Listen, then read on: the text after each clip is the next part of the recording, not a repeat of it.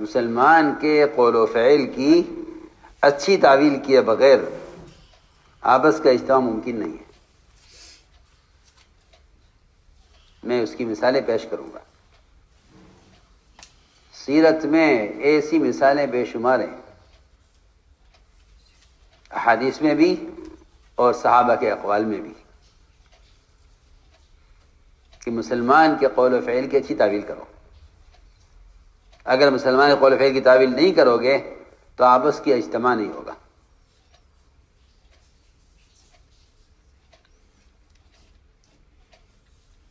جب افتراق ہو جاتا ہے تو مسلمان کی صحیح بات کو غلط بنا کر پیش کیا جاتا ہے، اور جب آپس میں اجتماعیت ہوتی ہے تو مسلمان کی غلط بات کو اور مسلمان کے برے فعل کو اچھا بنا کر پیش کیا جاتا ہے. حضور اکرم صلی اللہ علیہ وسلم کی مجلس میں ایک صحابی نے آ کر آپ سے براہ راست عرض کیا کہ یا رسول اللہ میں نے زنا کر لیا ہے. آپ نے اس کے زنا کے فعل کی، اس کے اعتراف کرنے کے باوجود آپ نے اس کے گناہ زنا کے فعل کی تعویل کی، حالانکہ وہ خبر دے رہا ہے، خبر نہیں دے رہا ہے، اعتراف کر رہا. ایک ہوتا ہے مخبر، ایک ہوتا ہے معترف. معترف کی خبر زیادہ یقینی ہے، اعتراف کرنے والے کی بات زیادہ یقینی ہے. وہ خود اعتراف کر رہا ہے اپنے بارے میں. سنو، ہم تو مخبر کی خبر پر یقین کر لیتے ہیں، مخبر کی خبر پر یقین کر لیتے ہیں. ہاں بھئی یہ کہہ رہا ہے تو ایسا ہی ہوگا. کہیں کہ تمہارے پاس مومن کے بارے میں بہتر سے بہتر، بزرگ سے بزرگ، اچھے سے اچھا آدمی اگر تمہارے پاس آ کر مومن کے بارے میں کوئی سچی بات بھی کہتا ہے اس کے خلاف، تو تم اس کو فاسق سمجھ کر، اس کو فاسق سمجھ کر اس کی بات کا انکار کرتے ہیں اگر آپ اس کا اجتماع چاہتے ہو. حدیث میں آتا ہے کہ ایک شخص آتا ہے ایک اچھے بزرگ کی شکل میں اور بڑی نورانی اور بڑی وجاہت کی شکل لے کر آتا ہے، اور آ کر کہتا ہے کہ فلاں مسلمان نے یوں کیا ہے. پھر مسلمان آپس میں اس بات کو دہراتے ہیں، ایک دوسرے کا تذکرہ کرتے ہیں. وہ بات پھیل جاتی ہے مسلمانوں کے درمیان کہ فلاں شخص نے یہ کیا ہے اور فلاں نے خبر دی ہے. لوگ پوچھتے ہیں تم سے یہ بات کس نے کہی ہے؟ وہ کہتا ہے کہ ہاں میں اس آدمی کو شکل سے اچھی طرح جانتا ہوں، سامنے آئے گا تو بتلا دوں گا. حدیث میں آتا ہے کہ وہ یقیناً شیطان تھا، اب وہ دوبارہ نظر نہیں آئے گا، تمہارے درمیان ایک بات چھوڑ گیا ہے. کچھ کہنا چاہتا ہوں. سب سے پہلا حکم یہ ہے کہ مومن کے بارے میں بدگمانی کرنے کی کوئی گنجائش نہیں ہے. مخبر کی خبر پر، اس کی خبر پر، مخبر کی خبر پر، اگر مخبر آ کر خبر دے فلاں نے یہ کیا ہے تو مومن کے لیے کوئی گنجائش نہیں ہے اس کی کہ وہ اس کی خبر کا یقین کرے یا اس پر کوئی قدم اٹھائے، ہرگز نہیں.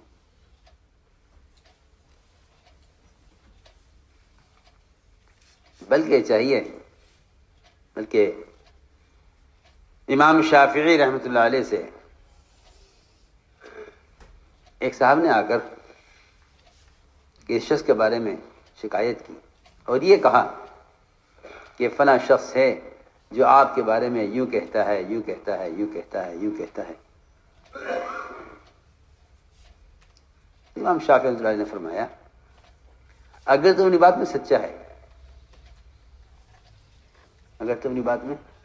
اگر تو اپنی ساری بات میں سچا ہے تو تو چغل خور ہے.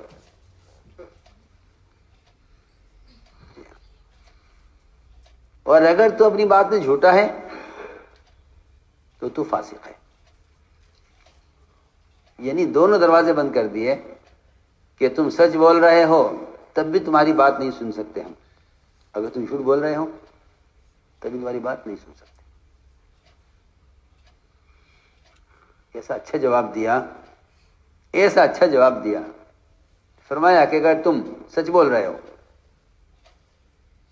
ایک مومن کے بارے میں، حالانکہ وہ اس مومن کے بارے میں وہ بات کہہ رہا ہے جو خود امام شافعی کے متعلق ہے. فرمایا اگر تم سچ بول رہے ہو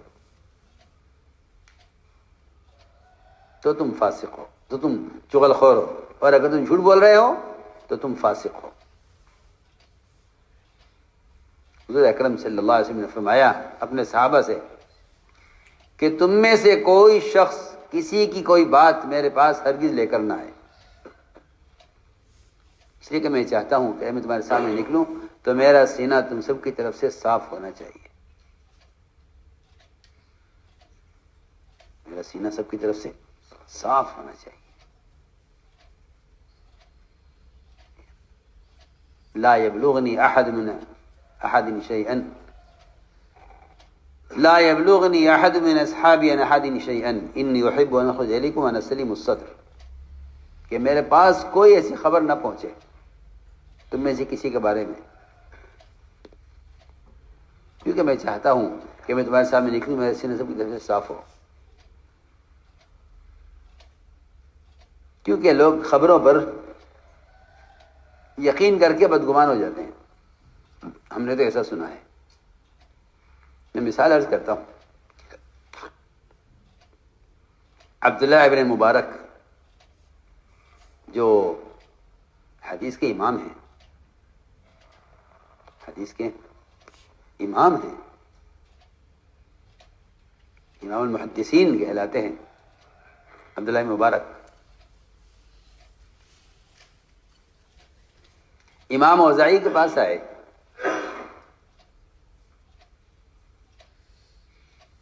امام اوزاعی نے کہا کہ ابن مبارک میں تمہیں ایک نصیحت کرتا ہوں کہ ہمارے علاقے میں ایک بڑا بدعتی آیا ہوا ہے اور بڑی بدعت پھیلا رہا ہے، اس سے تم بہت بچ کر رہنا، نہ اس کی بات سننا نہ اس کو پاس جانا، اور اسے بچ کر رہنا. عبداللہ مبارک نے پوچھا امام اوزاعی سے کہ یہ کون آدمی ہے جو علاقے میں بدعت پھیلا رہا ہے؟ انہوں نے کہا کہ یہ اس کا نام ہے ابو حنیفہ.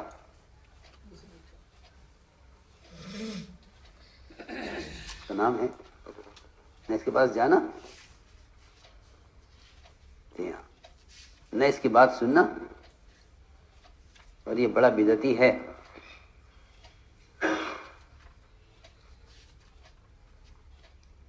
دوبارہ فرماتے ہیں کہ میں نے طے کر لیا کہ مجھے اس آدمی کو حقیقت بتلانی ہے. کہتے میں گیا اور میں نے 3 دن تک امام صاحب کے ایسے ایسے مسائل جمع کیے جو بہت ہی اہم مسائل تھے. 3 دن تک میں نے جمع کیے، ایک کاپی بنائی جس میں میں نے اہم سارے مسائل لکھے، اہم، اور جگہ جگہ کہیں کہیں نعمان یوں کہتا ہے، نعمان یوں کہتا ہے، نعمان یوں کہتا ہے، نعمان یوں کہتا ہے. اور میں اس کو کاپی کو ہاتھ میں لے کر امام اوزاعی کے مشین میں ٹہلنے لگا. ان کی نظر پڑی کاپی پر، پوچھنے لگے کہ خراسانی بھائی ہاتھ میں تمہاری کاپی کیسی ہے؟ کہنے کہ کچھ نہیں، تو کچھ فقہی مسائل ہیں میں نے اپنے لیے لکھے ہوئے ہیں. ذرا مجھے دکھلانا. کہ میں نے کاپی ان کو دے دی. وہ صبح سے لے کے شام تک اس کاپی کو پڑھتے رہے، اور جب پوری ہو گئی تو مجھ سے یہ کہا کہ یہ کاپی جس شخص کی بھی ہے جس نے بھی لکھوائے ہیں مسائل، جس کے بھی یہ مسائل ہیں، اس شخص کا علم سب سے زیادہ گہرا علم ہے۔ میں تمہیں نصیحت کرتا ہوں کہ اس آدمی کی خدمت میں جا کر رہو اور اس سے علمی فائدہ اٹھاؤ۔ خوب تعریف کی۔ پھر پوچھا انہوں نے امام اوزاعی نے کہ یہ تو بتاؤ یہ آخر یہ آدمی ہے کون؟ یہ آدمی ہے کون جس کے مسائل اتنے دقیق اور اس کے استنباط اور مسائل کا نکالنا احادیث اور قرآن سے اتنی باریکی سے، آخر ہے کون یہ؟ تو عبداللہ مبارک نے فرمایا کہ یہ وہی شخص ہے جس کے بارے میں آپ نے مجھ سے کہا تھا کہ بدعتی کے پاس مت جانا اور اس سے بچ کر رہنا۔ تو میں نے عرض کیا کہ بعض مرتبہ لوگ سنی ہوئی بات پر ایسا یقین کر لیتے ہیں جی ہاں، یہ وہ حقیقت سے بہت دور ہوتے ہیں۔ اس لیے میں نے عرض کی ایک بات کہ مسلمان کے بارے میں اگر کوئی آدمی خبر دے کہ ایسے شخص کی خبر کا کبھی یقین نہیں کرنا چاہیے۔ حضور اکرم صلی اللہ علیہ وسلم کے یہاں زنا کا اعتراف کرنے والا خود حاضر خدمت ہوا اور عرض کیا یہ ایسے میں نے زنا کر لیا ہے۔ حضور اکرم صلی اللہ علیہ وسلم نے اس کے زنا کے اعتراف پر اس کے زنا کی تعویل یہ کی کہ نہیں تم کیا جانو زنا کیا ہوتا ہے۔ میں نے کہا جی میں نے زنا کیا ہے۔ فرمایا تم نے عورت کو ہاتھ لگایا ہوگا، تم اس کو زنا کہہ رہے ہوں گے۔ میں نے کہا جی میں نے زنا کیا ہے کہ تم نے عورت کو بوسہ لیا ہوگا، اس کو تم زنا کہہ رہے ہوگے۔ جی میں نے زنا کیا ہے کہ تم نے عورت کو اشارہ کیا ہوگا آنکھ سے، اس کو تم زنا سمجھ رہے ہوگے کہ نہیں جی میں جانتا ہوں میں نے زنا کیا۔ آپ نے ہر ممکن کوشش کی کہ کسی طرح یہ زنا سے انکار کر کے واپس چلا جائے، لیکن ایمان تقاضا کر رہا ہے کہ حد قائم ہو۔ زنا کرنے والے کا ایمان تقاضا کر رہا ہے کہ حد قائم ہو، اور حد قائم کرنے والا تقاضا کر رہا ہے کہ ایک مومن پر حد کیوں قائم کی جائے اور ایک مومن کو زانی ثابت کیوں کیا جائے؟ ایک مومن کو زانی کیوں ثابت کیا جائے؟ ایک مسلمان کو زانی کیوں کہا جائے؟ نبی کی تو کوشش یہ ہے کہ ایک مسلمان کو زانی کیوں کہا جائے، اور زنا کرنے والی کوشش یہ ہے کہ اس کا ایمان تقاضا کر رہا ہے کہ نہیں جہنم سے پہلے دنیا میں پاک ہو جاؤ، جہنم سے پہلے دنیا میں پاک ہو جاؤ، وہ اس کو تقاضا کر رہا ہے۔ حضرت علی کے یہاں چور پکڑ کر لایا گیا، کیا ہوا کہ جی اونٹ چرایا ہے۔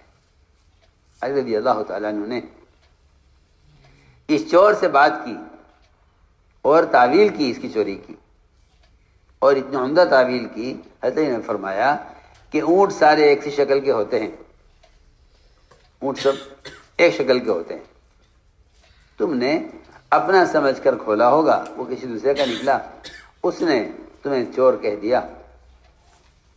یہ حضرت علی رضی اللہ تعویل کی، مومن کے فعل کی تعویل۔ حضرت علی نے کوشش کی کہ چوری ثابت نہ ہو۔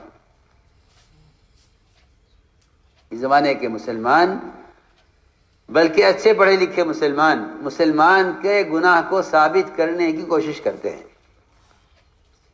کہ اس کا گناہ ثابت ہو، اور وہاں نبی سے لے کر صحابہ تک ہر ایک کوشش یہ ہوتی تھی کہ مسلمان کا گناہ ثابت نہ ہو، گناہ ثابت نہ ہو۔ اگر وہ اعتراف کر رہا ہے تب بھی اس بات کی کوشش کی جاتی تھی کہ نہیں اس کا گناہ ثابت نہ ہو، یہ انکار کرتے ہیں۔ حضرت رضی اللہ تعالیٰ نے تعویل کی، اور تعویل یہ کی کہ اونٹ سب ایک شکل کے ہوتے ہیں، تم اپنا سمجھے ہوگے، یہ دوسرے کا نکلا، لوگوں نے تمہیں چور کہہ دیا۔ چور نے کہا نہیں جی، میں نے تو دوسرے کا سمجھ کر کھولا ہے۔ حالانکہ چور کو بچنے کا موقع دیا جا رہا ہے، لیکن وہ اس کوشش میں ہے کہ میں اگر یہاں آج بچ گیا تو کل آخرت میں کیا ہوگا۔ چنانچہ رضی اللہ تعالیٰ عنہ نے جلاد کو بلایا ہاتھ کاٹنے کے لیے، تیل گرم کرایا خون روکنے کے لیے، ساری تیاری ہو گئی۔ حضرت رضی اللہ تعالیٰ عنہ مجلس سے اٹھ کر چلے گئے یہ کہہ کر کہ میرے آنے تک کچھ نہ کیا جائے۔ پھر چلے گئے، تھوڑی دیر کے بعد واپس آئے، آ کر پوچھا چور سے، بھئی کیا بات ہے، کیسے آنا ہوا؟ گویا اب تک کوئی بات ہو ہی نہیں۔ اس سے پوچھا کیا تم نے چوری کی ہے؟ اس نے کہا نہیں، میں نے کوئی چوری نہیں کی، میں نے تو چوری نہیں کی۔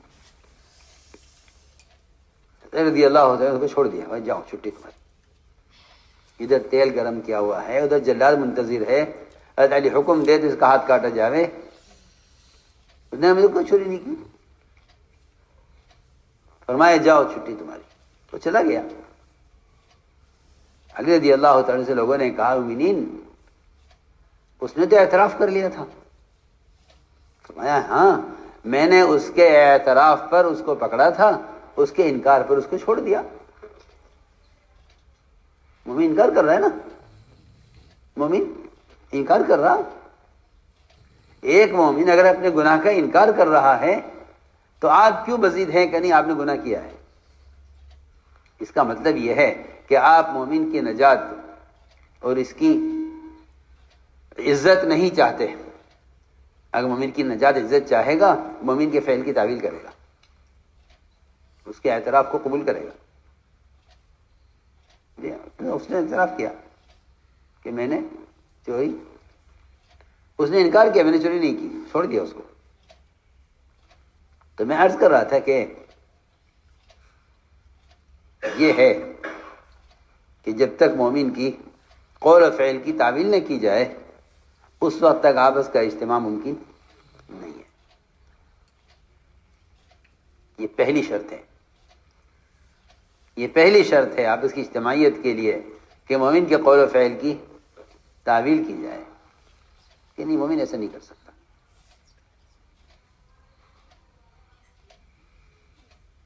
اس لیے لوگ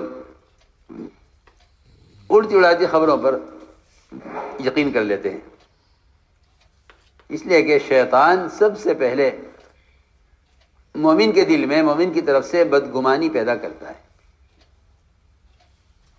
اس لیے حدیث میں حکم دیا ہے کہ مومن کے بارے میں ہمیشہ اچھا گمان کرو، مومن کے بارے میں ہمیشہ اچھا گمان کرو، کیسا بھی ہو، کہ مومن کے بارے میں ہمیشہ اچھا گمان کرو، مومن کے بارے میں ہمیشہ اچھا گمان کرو۔ کیوں؟ اس لیے کہ مومن کے بارے میں اچھا گمان کرنا شیطان کا مقابلہ کرنا ہے۔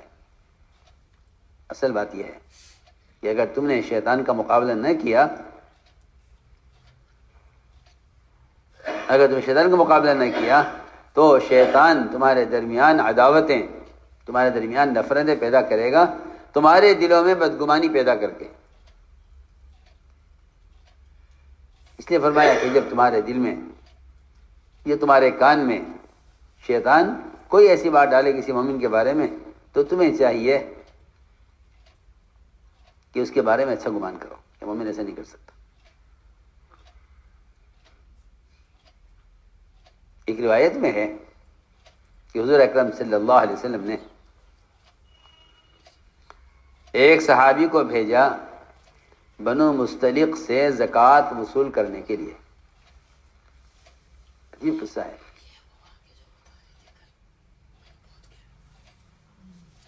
کہ جاؤ اور بنو مستلق سے زکوٰۃ وصول کر لاؤ۔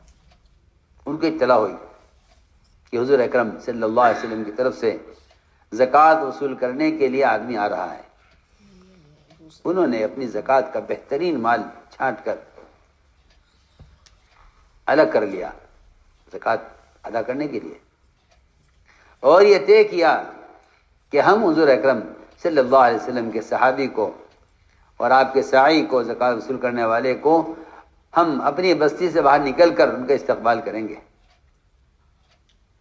کیونکہ جب امت میں اطاعت اور امت میں فرائض کی ادائیگی کا مزاج بنے گا اور اس کا ماحول بنے گا تو منافقین سے یہ ماحول اور یہ صورتحال برداشت نہیں ہوگی، یہ پکی بات ہے۔ اس لیے کہ نفاق تقاضا کرتا ہے نافرمانی کا، اور نفاق تقاضا کرتا ہے آپس کے افتراق کا، نفاق کا مزاج یہ ہے، تو منافق سے برداشت نہیں ہوا۔ یہ کیا ہو رہا ہے؟ ایسی اس میں اجتماعیت اور زکوٰۃ ادا کرنے کا ایسا شوق،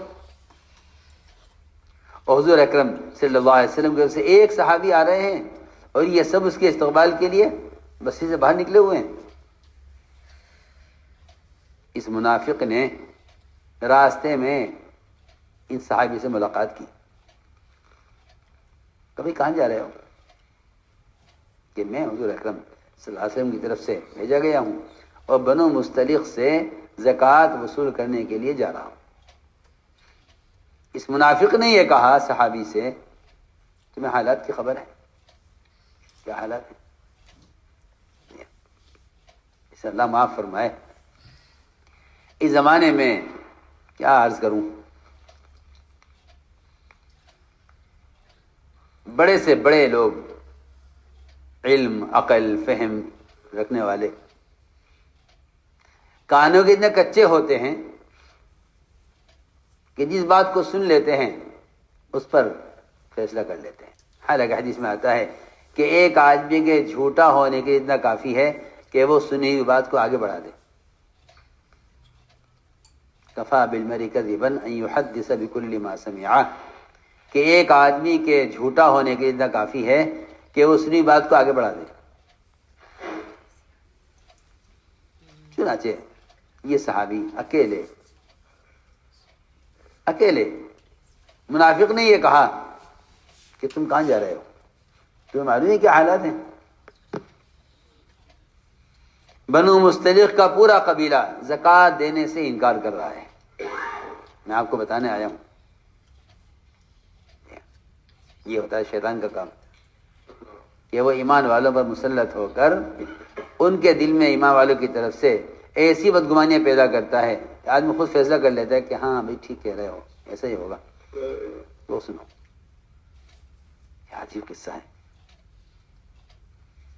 انہوں نے، منافق نے یہ کہا کہ پورا قبیلہ زکوٰۃ دینے سے انکار کر رہا ہے، حالانکہ پورا قبیلہ عمدہ زکوٰۃ کا مال چھانٹ کر ادا کرنے کے لیے صحابی کے آنے کا منتظر ہے، اور پورا قبیلہ ان کے استقبال میں بستی سے باہر نکلا ہوا ہے۔